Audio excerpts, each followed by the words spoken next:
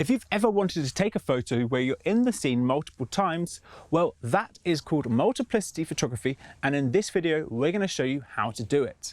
It's very simple. All you need is a steady camera, typically on a tripod, and a scene where you can walk around and appear multiple times. The camera remains on the tripod, you take multiple photos with you in multiple locations, and then later on you add them all together using layers in Photoshop. Very simple and easy to do. Let's have a look at how I've got my camera set up. So right here I'm using the Rokinon 14mm. The reason for that is I want an ultra wide angle view because I'm going to throw this basketball into a hoop and I'm going to move around the scene. The aperture is at f8 for a good deep depth of field. So I know that if I move a few steps back or a few steps forward, it's not going to matter. And the shutter speed is 1/250th of a second, meaning that it's not going to be capturing any motion blur. Really, like I don't really want too much of me moving in the scene. 1/250th of a second will be fine because it's just going to be small movements like me flicking my hand to get the ball in the hoop. So that's how the camera is set up. I also need to trigger the camera to take photos. There's various ways you can do this. You'll notice I'm using the 5D here and not a much more less expensive camera, the 1300D. The reason for that is because this is an intervalometer and I have one that fits the 5D but not the 1300D. So I stay with the 5D for this photo. What I can do is I've currently got it set to high speed shooting, and if I press this down and I pushed it to hold, it's going to continue to take a bunch of photos very quickly. That means that I can throw the ball in and I will have the ball in just about once every few centimeters almost. The ball will be moving through the frame. So that's one way you can do it. Another way you can do it if you don't have a cable release like this is you can do a timer. You can do a 3-second timer, a 5-second timer, a 10-second timer, whatever works for you. Or you could ask a friend to take the photos for you. You can tell them, okay, take a photo now, and they can take the photos. It really doesn't matter. If you have a remote, a wireless one, a wired one, an intervalometer, it's going to help a little bit, but everything is possible without even this. All you need is your camera and a tripod. So without any further ado, I'm going to set this to take multiple photos and I'm going to try and get the ball in the hoop, and I'm also going to move around the frame and take more photos of myself in the frame so that we can add it all together later for a very impressive photograph. Let's shoot.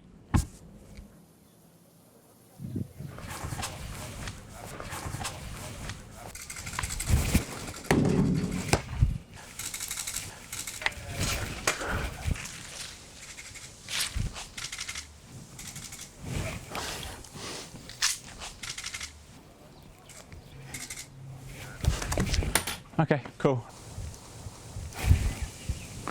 Now that we've shot all of the photographs, we're going to go inside, we're going to import them into Lightroom and edit them together in Photoshop. Come with me. Now I'm back and editing my photos, and I've selected the photos from the sequence that I shot that I'd like to include in the multiplicity photograph. What I need to do is select all of those, then go to Photo, Edit In, and then go down to Open as Layers in Photoshop. When you click that, it's going to open up all of the images inside one document in Photoshop as separate layers. And that's important because they all need to be inside the same image. To enable you to see all of these images together in one single photo, you need to use layer masks. This will allow you to remove parts of certain photographs so that you can see the photo underneath. On top here we have the very first photograph, which is going to be me shooting the basketball from a standing still position, and I'm going to add a layer mask. So I'm going to click this button down here, which is Add Layer Mask. You can also go to Layer and then Layer Mask and then add a layer mask from here, which is probably a better idea because the first thing we're going to do is I'm going to go to Fill. So it's Edit and then Fill, and I'm going to select black as the fill. And what that's going to do is it's going to completely hide that photograph. The layer mask is covered in black, which hides everything in that photograph. So instead of seeing the photograph, we don't see anything. Anything we want to see from that photograph, we have to bring back by painting on white to this photograph. So what I'm going to do is I'm going to select the white color from my color picker up here, And I'm going to go, and I know where I was standing, and this is going to go over the top of the one that I just shot, and I'm just going to remove myself from that second photograph. And I'm going to continue to do that throughout the frame. So let's do that again. I'm going to the second one here, and I'm going to go to layer mask, or layer mask, and I'm going to put hide all. And then I know that the ball was right around here, so I can add that in. And I go to the third one, layer mask, hide all. And I know that the ball was right there, so I can add that in. And you'll notice I'm using a black brush. It's best to use a brush, and you can mess around with the different size and hardness up here as well. And I'm going to continue to do that throughout this photograph. Layer mask, hide all, and then bring that ball back.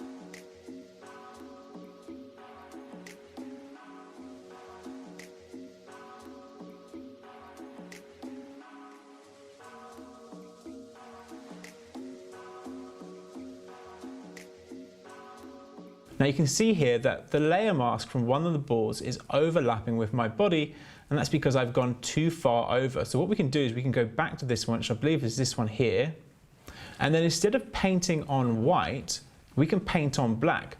Painting on black will allow us to again mask that image so that just the ball is showing.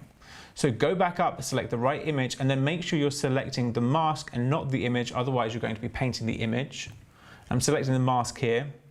And what I'm actually going to do is I'm going to zoom in slightly so I can be more accurate.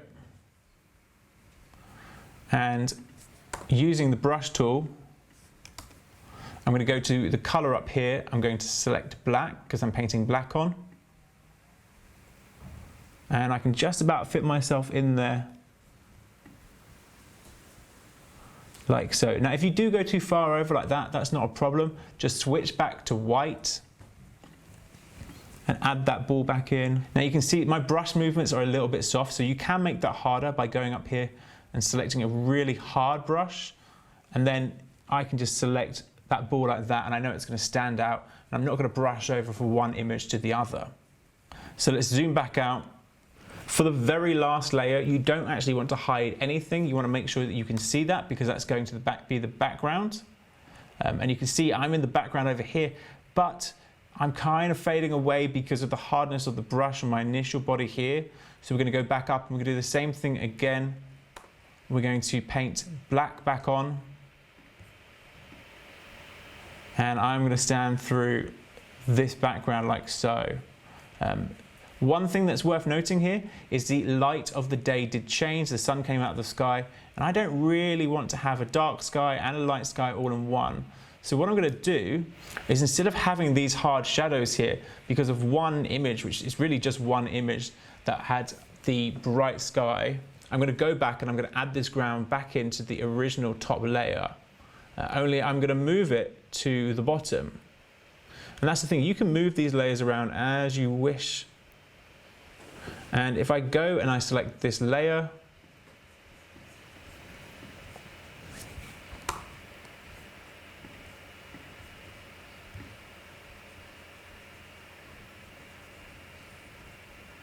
you can see it's a much darker ground this time, which is a little bit better, a bit more for my liking, because it matches the majority of the photographs. And I'm going to paint over this using this brush tool, make it bigger where you can, where you need rather, and just do it until you're happy and it looks good to you.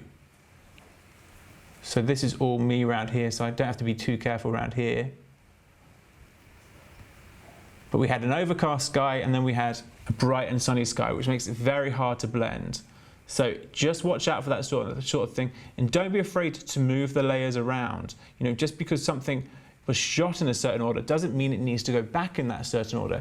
In fact, oftentimes it's going to be much better to move the layers around because you don't have to cut as much out and you don't have to do as much masking.